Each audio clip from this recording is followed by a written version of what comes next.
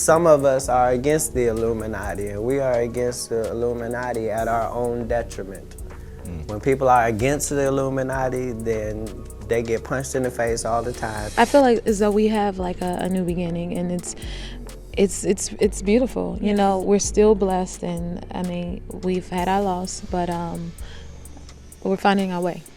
Y'all won't believe the absolutely shocking bombshell that's just exploded in Hollywood. Katt Williams, you know him, never one to keep his mouth shut, is making waves again with some truly disturbing claims about what really goes on behind those glittering Hollywood gates. He's talking about powerful figures demanding unthinkable sacrifices from wannabe stars, and get this, he says anyone who dares to speak up gets literally punched in the face. While everyone's been whispering about Beyoncé's alleged sacrifices, Williams drops an even bigger bombshell about Jennifer Hudson's story. And trust me, darlings, what you're about to hear will leave you absolutely speechless. Let me take you back to October 24th, 2008, a day that would forever change Jennifer Hudson's life in the most horrific way imaginable. Picture this, a gorgeous, talented star at the absolute peak of her success, only to have her world completely shattered in mere moments. The news hit Chicago's South Side like a thunderbolt. Jennifer's beloved mother, Darnell Donnerson, and her brother Jason Hudson found murdered in their family home. But hold on to your seats, because this nightmare was just beginning.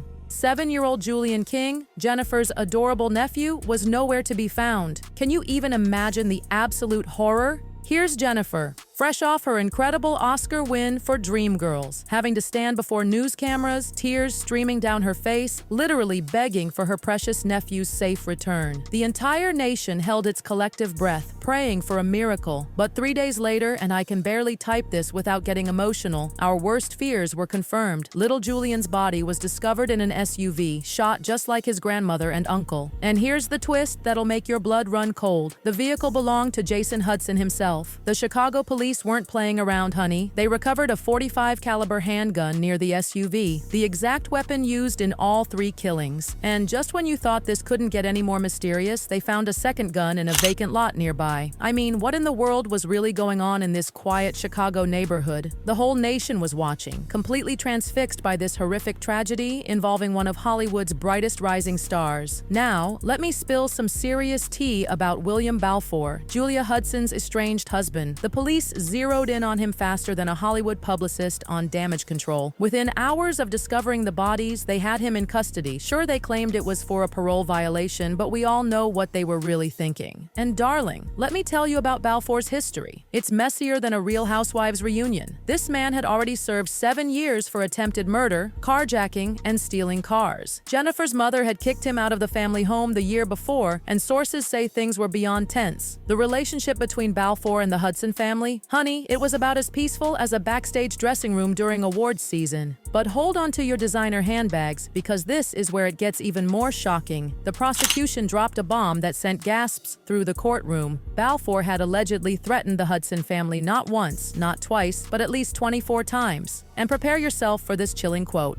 He supposedly told Julia, "If you ever leave me, I'm going to kill you, but I'm going to kill your family first. You will be the last to die." I mean, who says something like that? It's like something out of a horror movie. The trial itself, it was like nothing Chicago had ever seen before. Think Law and Order meets American Idol. Imagine trying to pick a jury when your victim's sister is Jennifer Hudson. They had to ask potential jurors if they watched American Idol or used Weight Watchers. I mean, seriously. The judge even had to tell jurors they couldn't watch American Idol during the trial because Jennifer was scheduled to appear. Talk about surreal. It was like Hollywood had crashed headfirst into the criminal justice system. Balfour's defense team tried everything in their playbook. They claimed the police were just desperate to solve a celebrity case, that there wasn't a single piece of physical evidence linking him to the crime.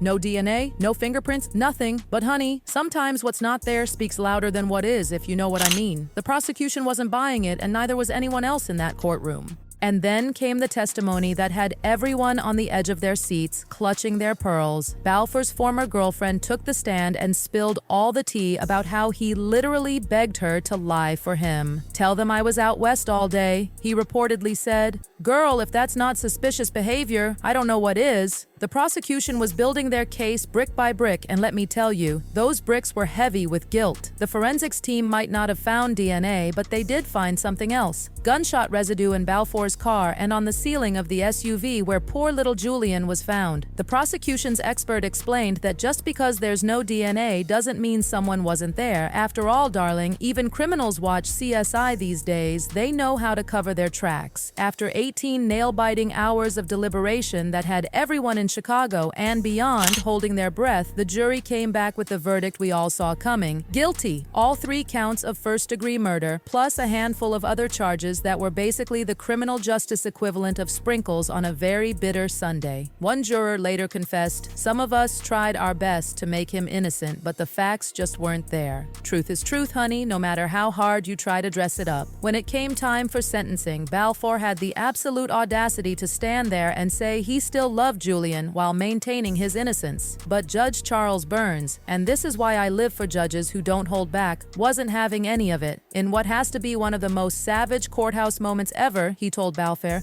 "You have the heart of an Arctic night," and that his soul was as barren as dark space. Can I get an amen? That's the kind of judicial shade that goes down in legal history. Jennifer, bless her incredible heart, sat through every single minute of that 11-day trial. When the verdict came down, she broke down in tears, finding comfort in her fiancé's arms. But what happened next shows you exactly why she's not just a star, but a true queen. She and Julia released a statement not just thanking their supporters, but actually extending prayers to the Balfour family. I mean, talk about grace under pressure. That's the kind of class you can't buy, honey. You either have it or you don't. But wait, because this story has more twists than a soap opera marathon. In 2016, Balfour decided to break his silence in an interview that will make your skin absolutely crawl. He claimed there was this massive conspiracy against him, bigger than any Hollywood plot twist, and suggested that little Julian was killed because he could identify the real killer. The Chicago Police Department shut that down faster than a celebrity marriage, basically saying, "Nice try, but we know what we know."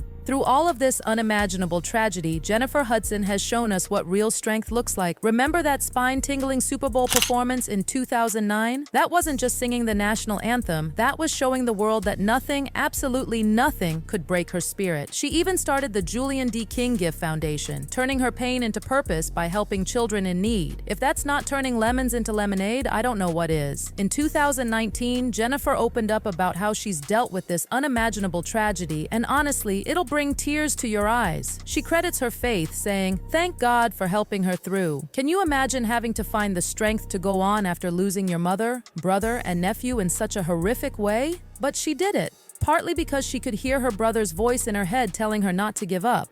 If that doesn't get you right in the feels, I don't know what will. Now, here's where things take a turn for the seriously controversial. Some people, and I'm just telling you what's out there, darling, started connecting dots that weren't necessarily meant to be connected. They looked at Jennifer's meteoric rise to fame, the tragic timing of her family's murders, and her incredible comeback at the Super Bowl, and started whispering about secret societies and the Illuminati. Yes, you heard that right, the Illuminati. I mean, can we not let a strong, talented woman just be strong and talented? Does everything have to have some dark, sinister explanation? The timing of her success and the tragedy had conspiracy theorists working overtime, cooking up theories about sacrifices and secret deals. But let's be real for a moment. Sometimes terrible things happen to good people, and sometimes those good people find the strength to keep going, to keep shining, to keep making their mama proud. The truth is, Jennifer Hudson's story is one of unimaginable loss and extraordinary resilience. And get this, she even found it in her heart to forgive Balfour. Yes, you heard that right. During an episode of Oprah's Next Chapter, she revealed that she made that decision while watching him in court. Now that's either the most incredible example of grace under pressure or, well, I'll let you decide what to make of that. Whether you believe in coincidences or conspiracies, one thing's for certain, Jennifer Hudson's story is far from over. She's living proof that sometimes the brightest stars shine through the darkest nights. Her journey from American Idol contestant to Oscar winner, from unimaginable tragedy to inspiring triumph, is the kind of story that would seem too dramatic even for Hollywood, except it's all true. Every time she steps on stage, every award she wins, every child she helps through her foundation, it's all a testament to the strength of the human spirit. And honey, that's not just gossip. That's gospel truth. She's turned her pain into purpose, her tragedy into triumph, and her loss into a legacy that continues to inspire people around the world. So what do you think? Are there really dark forces at work in Hollywood, pulling strings and demanding sacrifices? Or is this just another tragic story of jealousy and revenge gone horribly, horribly wrong? Comment below and share your thoughts. And don't forget to hit that subscribe button and ring that bell to stay up to date with all the latest celebrity revelations and Hollywood mysteries. Until next time, keep your friends close, your tea hot, and your eyes wide open.